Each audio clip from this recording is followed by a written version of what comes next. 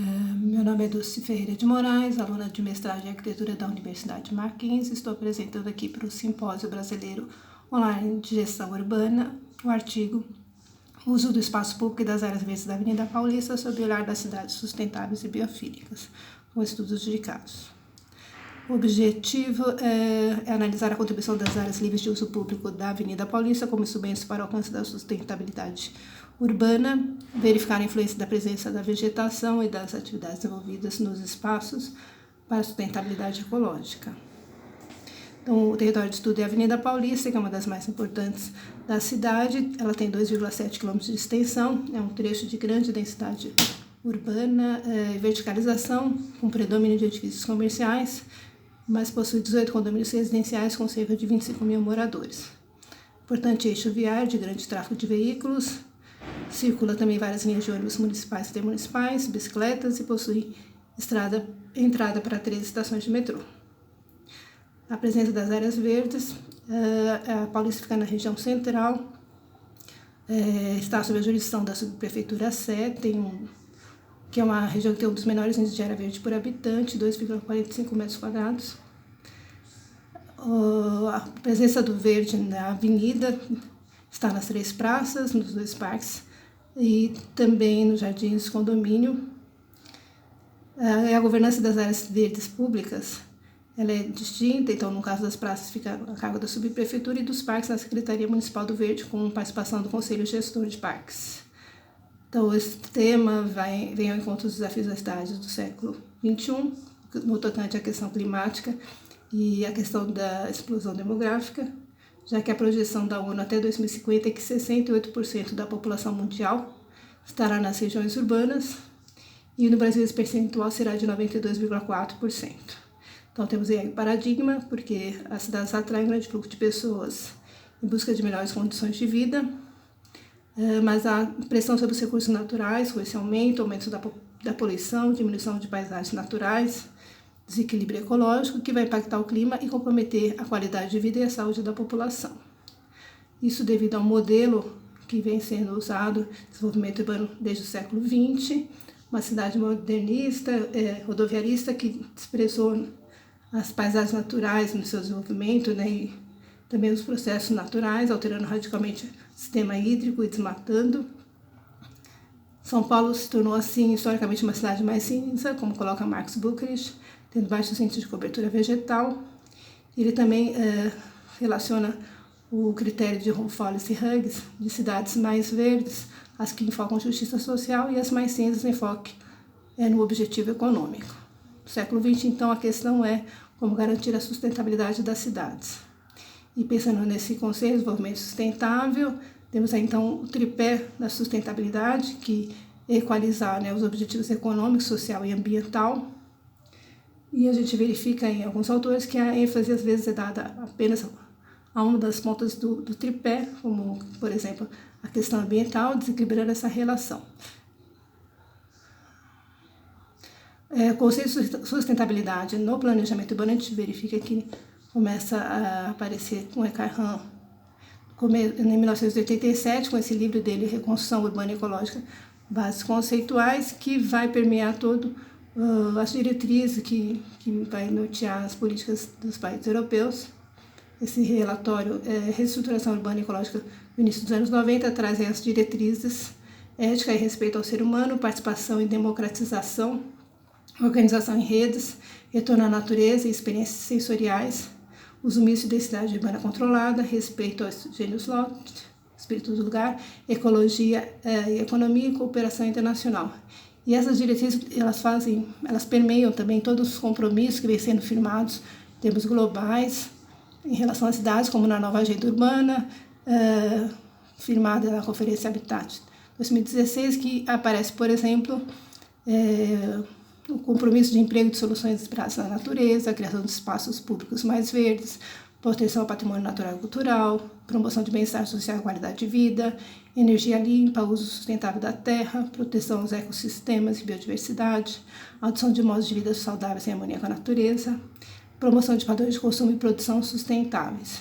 E também essas diretrizes vão estar nas abordagens de urbanismo, né, como, por exemplo, cidades sustentáveis, que conjuga objetivos sociais, ambientais, políticos e culturais com os econômicos e físicos dos cidadãos e considera a proteção ambiental como fator de inovação e cidadania. Marta Romero coloca que a cidade sustentável é constituída por uma sociedade com consciência de seu papel de agente transformador dos espaços e cuja relação não se dá pela razão, natureza, objeto, e sim por uma ação cinética entre prudência ecológica, eficiência energética e cuidado socioespacial. Também tem a abordagem de infraestrutura verde, que ela é sistêmica e ecológica. Na questão do planejamento urbano, ela identifica e prioriza as oportunidades de conservação e otimização do uso do solo para atender às necessidades, tanto das pessoas como da natureza, enfatiza os processos ecológicos e conexões entre as áreas verdes.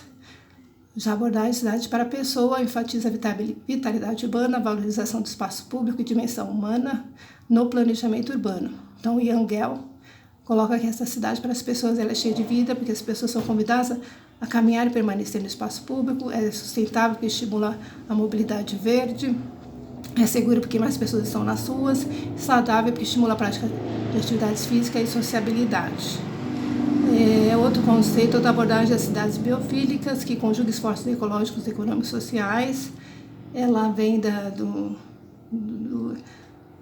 termo design biofílico, arquitetura biofílica, que por sua vez tem base na teoria da biofilia de Edward Wilson, de que é uma inclinação ancestral do ser humano de se filiar e sentir bem em contato com a natureza.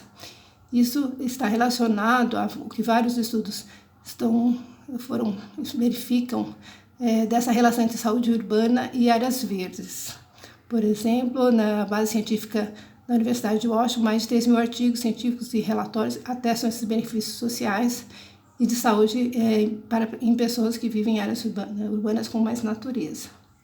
E Timothy Beatley, ele coloca que as cidades biofílicas são as que tomam medidas para apoiar a conservação da natureza, tem programas que promovem a afinidade do cidadão e a flora e fauna nativa, tem parques urbanos conectados e caminhos para a experimentação da natureza, espaços naturais e corredores ecológicos, valoriza e apoiam ações de educação ambiental e investem e apoiam infraestruturas verdes.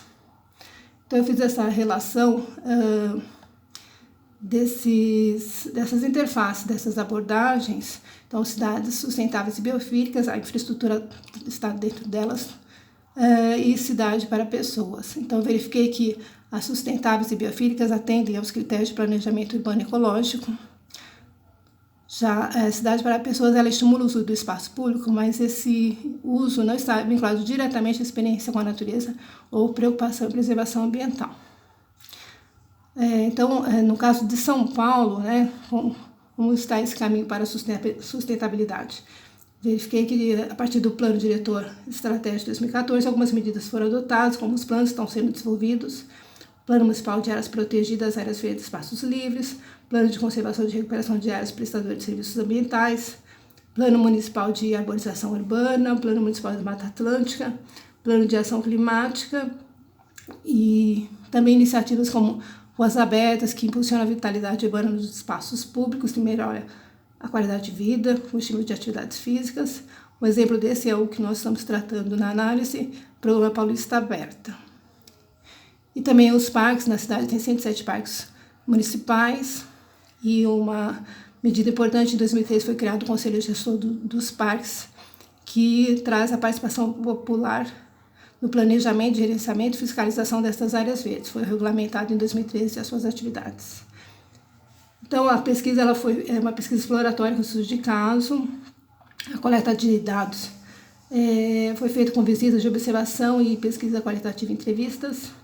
Os espaços que selecionei para análise são 2 espaços livres de uso público, Avenida Paulista e Parque Trianon. Usando o conceito de Lardan de espaço urbano ao ar livre destinado ao pedestre, para descanso, passeio, prática esportiva em geral, recreio, entretenimento e sua hora de ócio. Então, são essas 2 áreas que eu selecionei, e os critérios foi a caracterização, né, os elementos da paisagem, com relação ao ambiente construído e presença do verde, e as atividades realizadas, tanto quanto o enfoque e a governança. Então, análise dos elementos da paisagem da avenida, uma preponderância dos elementos arquitetônicos sobre elementos naturais, vegetação. As edificações têm uma dimensão muito maior do que a vegetação em pessoas. E há predomínio de materiais não naturais, como concreto, metal, vidro, nas fachadas e no mobiliário urbano. E a geometrização das formas também. Também na Paulista, o elemento verde fica isolado, tanto a gente fica um solo impermeabilizado, arborização escassa, e jardineiras sobre lajes, espaços de permanência improvisados, vaso na calçada em frente aos prédios sem padronização e gradeamento da vegetação. No caso de elementos da paisagem do Parque Trianon, a preponderância inversa. Os elementos naturais estão mais sobre os elementos arquitetônicos. As árvores têm uma altura muito maior do que as edificações e das pessoas. Elementos focais como esculturas atraem a atenção das pessoas para a vegetação, a permeabilidade do solo, tanto nos bibós como nas pedras portuguesas, do calçamento, predomínio de materiais naturais no mobiliário e sinuosidade das formas, então uma paisagem mais natural. No caso das atividades, na Avenida Paulista, aos domingos, que é o que a gente analisou, as atividades são caminhar, pedalar, andar de skate, aulas de dança, comércio, artesanato, interação social, consumo gastronômico e turismo. Então, o enfoque é qualidade de vida, mobilidade ativa, interação social e economia local. No caso do Parque Trianon, as atividades é passear, descansar, interação social, eventos educativos e voluntariado, atividades físicas, porque tem o playground de equipamento de ginástica, contemplar a natureza e turismo. Então, o enfoque é qualidade de vida, educação e preservação ecológica, experiências sensoriais com a natureza, preservação do patrimônio, cidadania, cultura. No caso, então, fazendo análise desses dois espaços, a Paulista aberta aos domingos, ela contribui menos para o estímulo às experiências sensoriais com a natureza, ao engajamento e proteção ambiental, mas contribui muito para a interação social e qualidade de vida. No caso do Parque Trianon, ela estimula mais o estímulo às experiências sensoriais com a natureza, o engajamento, proteção ambiental, interação social e qualidade de vida. Então, a conclusão é que tanto as ruas abertas para o lazer e os parques urbanos são expressões da democracia do espaço público e contribuem para a qualidade de vida. Portanto, critérios de sustentabilidade urbana são relevantes para a sustentabilidade ecológica da cidade. Paulista Aberta estimula a prática de atividades físicas, promove interação social, mobilidade ativa e reflete na economia local. Mas apresenta problemas de governança no tocante à segurança, como os casos reportados de atos ilícitos, degradação ambiental, em decorrência de falhas na fiscalização por parte do poder público. A Avenida Paulista Aberta, ela não atende a dois critérios de sustentabilidade com visão ecológica e biofílica, que é de promover experiências sensoriais com a natureza e incentivar na sociedade a preservação ambiental. No Parque Trianon, ela cumpre esses dois critérios, ela promove experiências sensoriais com a natureza e incentiva a sociedade à preservação ambiental, e a sua governança com participação social contribui para isso, com a fiscalização e cumprimento de leis e normas.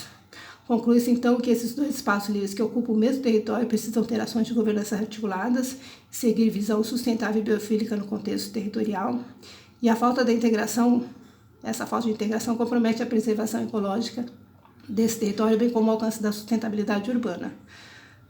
Políticas públicas e iniciativas que estimulam o uso dos espaços públicos de modo consciente e sustentável, criando senso de lugar, promovendo a afinidade com a natureza e a educação ambiental, podem potencializar a vitalidade urbana, trazer ganhos econômicos, sociais e ambientais para a região, além de impactar na qualidade de vida da população. Essa é a conclusão.